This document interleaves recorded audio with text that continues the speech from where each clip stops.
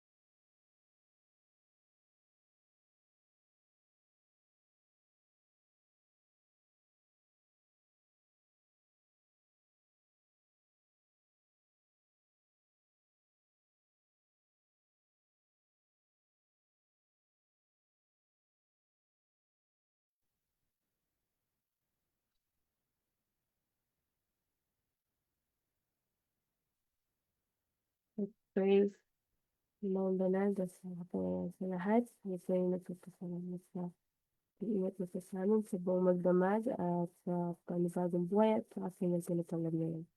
At sa ayos ng kapanggang mensahe na mapagod na namin sa isipan at upang maintindihan pa namin ang aming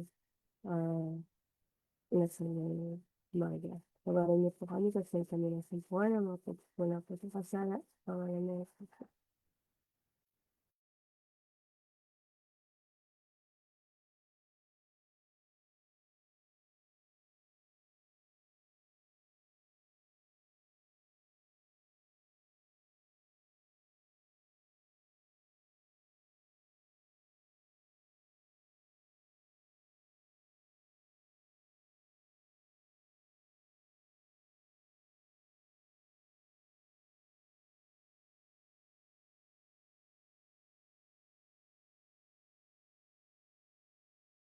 Yun, magandang umaga po sa ating lahat.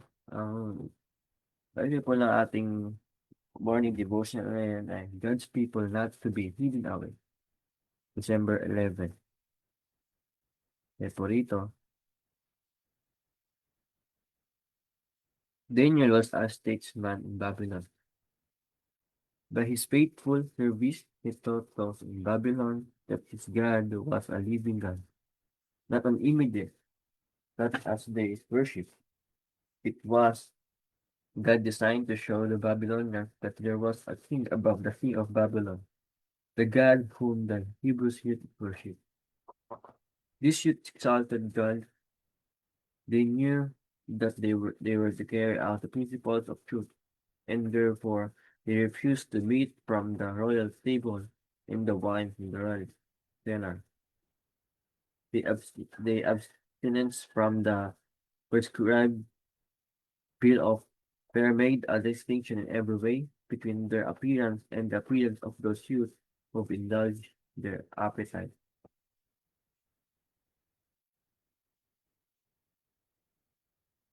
So dito na sinasabi po dito na hindi nila isang statesman, big official sa Babylon.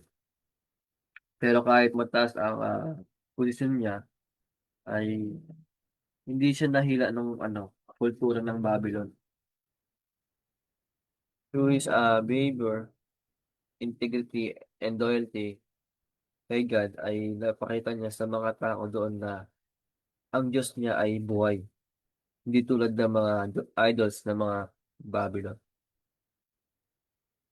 So kasama niya yung mga Hebrew youth, yung mga kaibigan ni Daniel. At ipinakita nila ang mga prinsipyo ng mga katotohanan. Tulad nga po ng ng pagtanggi ng mga pagkain na inihandog ng hari. At pagtanggi rin sa mga alak. At syempre mas pinili nila yung simple lang at yung healthy lifestyle. So, syempre ang naging resulta ay nag-stand out sila as as in visibly mas healthy at naging mas sharp sila at mas refresh yung tingnan kaysa sa iba.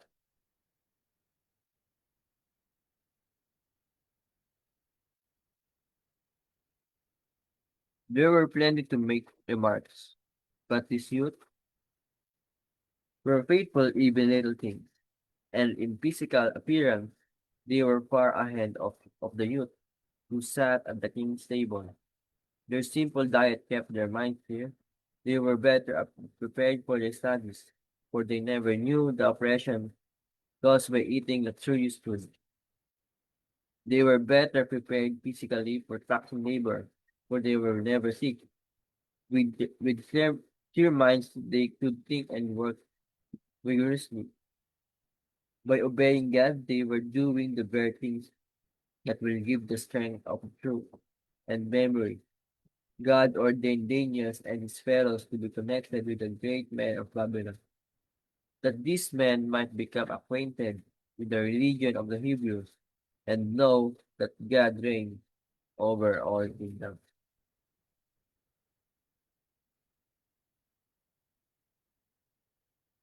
So, so ganito rin yung gusto ng Panginoon sa ating mga Sabadista, no, sa mga Kristiyano, na maging to be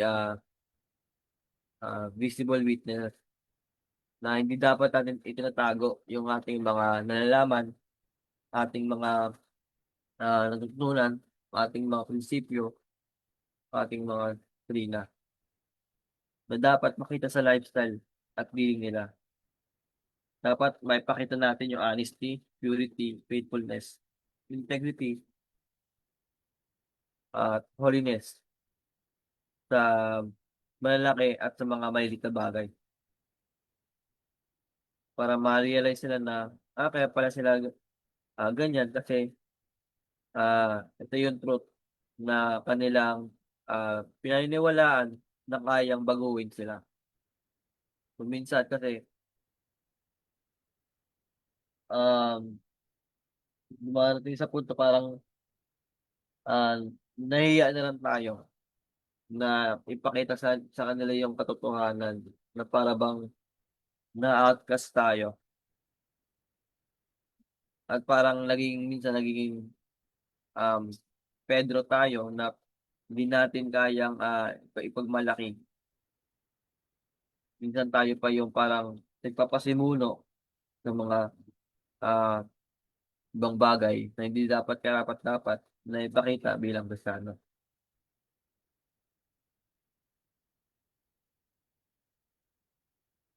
Kaya po dito, in like manner, the Lord means that Seventh-day Adventists shall witness for Him.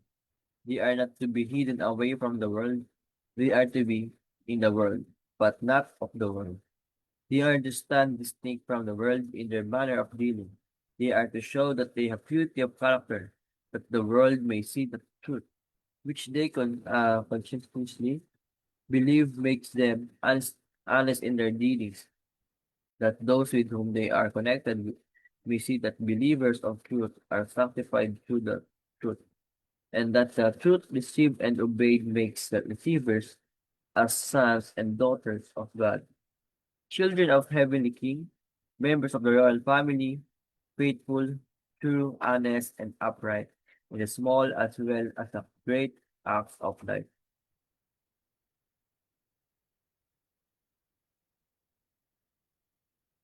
So dito, kung ano man ang ginagawa natin, ay gawin natin ng maayos.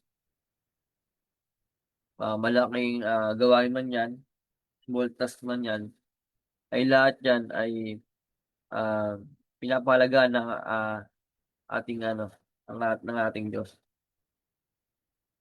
So dito, those who follow Daniel's example ay dapat ah, um, hindi lang dapat not just professing the truth. Ibig sabihin, dapat namumuhay din tayo sa ating katotohanan. Especially di sa temperance, no, sa self-control at ng mga healthy choices. So, dapat maging balance din tayo sa ating mga ginagawa. Na mas piliin nating maging healthy at may pakita yung katotohanan na dinadala natin sa kanila. So dito, at dito kasi mas marireceive din natin yung katulad ng same encouragement galing sa Diyos na na-receive ni Daniel. Whatever is worth doing is worth doing well. Let um let us be faithful in the small duty as well as the work requiring the large sacrifice.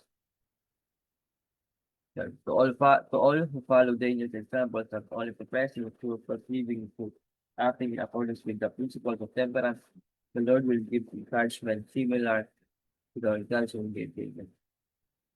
Yun nga po dito sa ating mga binasa ay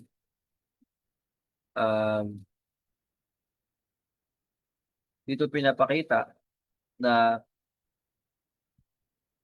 dapat mamuhay tayo sa ating mga ginagawa, sa ating mga katotohanan na nare-receive. So bilang kabataan, ah, sobrang gandang example ito sa amin, lalo na sa kila Daniel, sa kanilang mga kaibigan. Kasi yun nga po na um, kahit dinanes sila ng Panginoon sa ibang lugar ay mas nag-stand out pa rin sila sa kanilang mga prinsipyo, sa kanilang mga ah, ginagawa na mas parang mas naging mas pinakita nila na peculiar sila at pinakita nila yung katotohanan na dala-dala nila. So doon ay dapat gawin din natin yung kahit saan man tayo magpunta kahit mga maliliit man yang mga gawain na ibinigay sa atin ng Panginoon, dapat ay gawin din natin ng maayos. Kasi nga po, ah, sa bawat po na maliliit na bagay na ginagawa natin, ay di natin namamalayan ay malaking resulta na pala ang nagagawa natin sa araw-araw. So, yun lang po na dapat po natin na tatandaan na maging good example po sa iba. So, yun po at magandang umaga po sa ating lahat.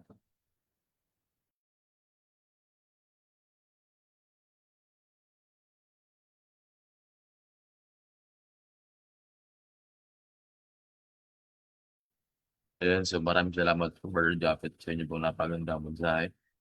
Doon po ay nakita nga po natin na kung paano na yung pagiging faithfulness po natin sa ating Diyos ay ito po yung nagbibigay sa atin, no, ng bigger strength at wisdom at yung magandang impluwensya po sa iba. No, kahit po sa mga maliliit na bagay, ay ito pa rin po yung napakahalaga na kung atin itong magawa, ay tayo po yung magkakaroon ng benefits, no? At maraming benefits na matatanggap or mga pagpapala na galing sa Diyos. No? Na tulad po ng narinig po nating storya na patungkol kila Daniel at ang kanyang mga kaibigan, no? Na kung paano po sila naging matapat at nagkaroon ng loyalty sa kanilang Diyos, no? Sa ating Diyos. No? Na kahit po ay maraming ito kasamaan, maraming mga worldly pleasures doon sa Babylonia ay pinili pa rin po nila Daniel at ang kanyang mga kaibigan na mamuhay ng simple lamang, ano. At dahil dito ay binigyan po sila ng ating Diyos ng dahil sa kanilang clear mind at magandang pakikitungo at pag-iisip ay sila po ay pinagpala ng ating Diyos, no? Binigyan po sila ng good health at ng strong na kanilang karakter. Ito nga po yung kung saan yung tulad po ng sinabi ni Brother Japet na mostly ito po ay po na pinapapatungkol sa mga kabataan na tulad po natin, no?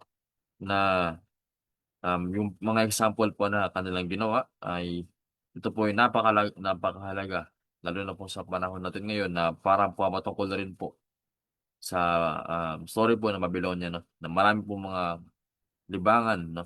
Ang nandirito at marami ng kabataan ang naligaw na landas, no? At hindi na nakilala pa ang mga katotohanan, no?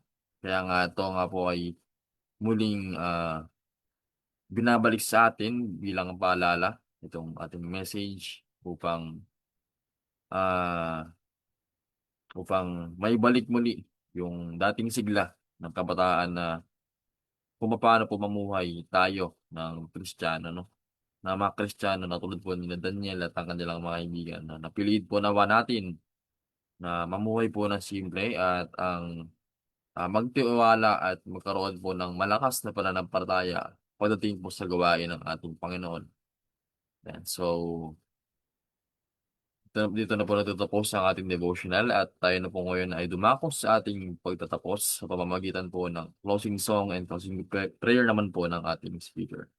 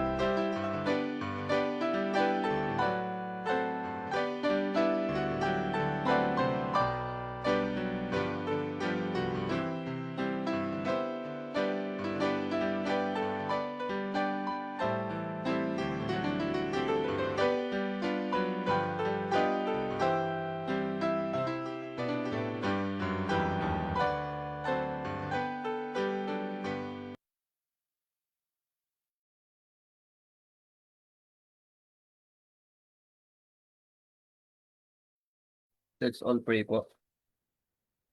Pagpalang Diyos na sa taas na po ng langit. Panginoon sa po sa mga ito namin sa mga ng mga salita na away amin po itong intindihan at may takayang pag-isipan at may kabuhayan. At talagang na may bahagi po sa aming mga kaluluwa ang truth na amin po minadala. At may pakita po sa kanila. Bigyan niyo po kami ng mga courage and upang mas magawa po namin ang mga inaakis niyo po ang gawain sa amin. Maliit man o malaki. Idawat po namin panagumpayan at tulungan niyo po kami sa aming ah, mga aming araw-araw na ginagawa. At palaguin niyo po ang aming mga talento na inyo po binigay sa amin sa bawat isa. At tulungan niyo rin po kami na mapanagumpayan ang mga pagsubok, malabanan upang mag-improve po ang aming mga karakter. At patuloy niyo rin po kami sa araw na ito. Gawin din po sa aming mga mahal namin sa buhay na hindi po namin papiling sa aras na ito. Patawarin niyo po kami sa aming mga nagawang pagkukulang pagkakasala. Susunod salita ko sa pangalan ni Jesus. Amen.